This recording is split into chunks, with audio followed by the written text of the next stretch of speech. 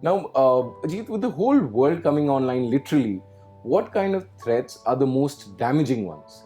And how do organizations deal with those kind of threats? You know, during COVID last year, Europe, the GDPR regulation in Europe collected the highest fine ever by quite a distance, from the previous year when businesses were down. So when companies were not running or running at half their capacity, they still ended up paying 2x, 3x the amount of fines that they were otherwise paying when they were handling so much of data. Right. So, that's the big problem today, where, we have abundance of data, but we are struggling to manage it. So, this is a absolute delight for a hacker because he has unlimited amount of data.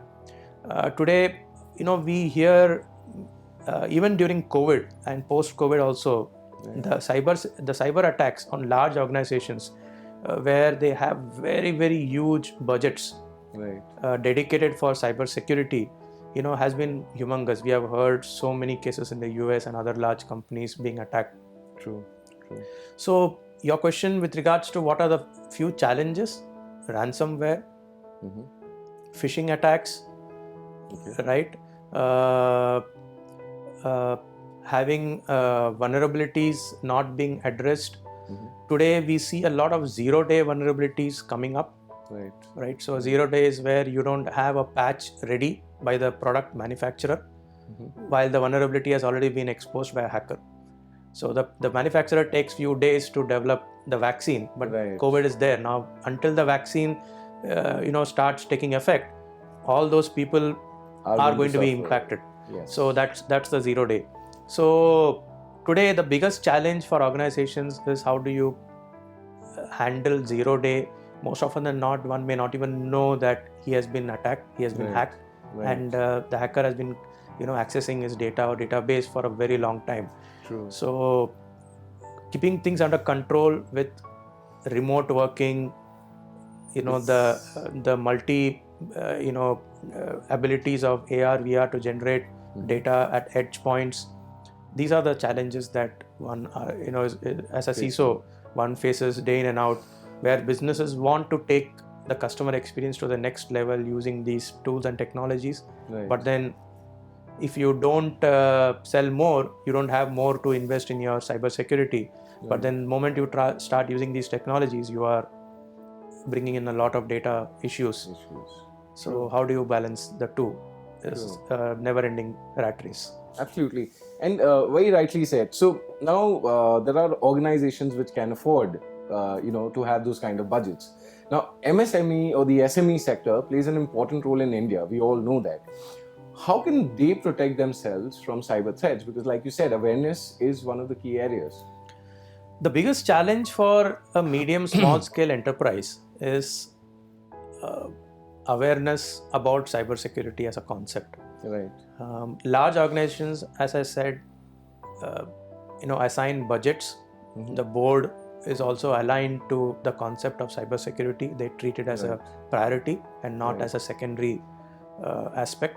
And they assign dedicated percentage of their revenues as budget. So it's like, to protect so much revenue, I invest so much to protect it, kind of. So, but in small companies cannot do that because they are barely hand to mouth surviving, barely making enough, and they need to constantly repump the extra money so that they can grow more. So how do we? So therefore, we have this concept called as I believe it is called as SMESec, if I'm not mistaken, which is a cybersecurity framework, lightweight cybersecurity framework for small and medium enterprises, which is available, which is a DIY, do-it-yourself kind of thing, which has tutorials and stuff that companies can go through, understand how to protect a small organization, and follow that. So that's the key here is for small companies to accept. Like mine is not a large company, So it had to be a top-down approach where the CEO of the company had to say, I want to take this step, and then everybody simply has to comply. It cannot be a bottom-up approach. It cannot be a CISO saying, I would like to start protecting. It has to be the top board approving that. Right. And then try to minimize access to data as much as possible. Try to learn to work with less and do more with less. Right. So the lesser the data you have, the lesser the challenges you have, because you need to only protect so much less. And even True.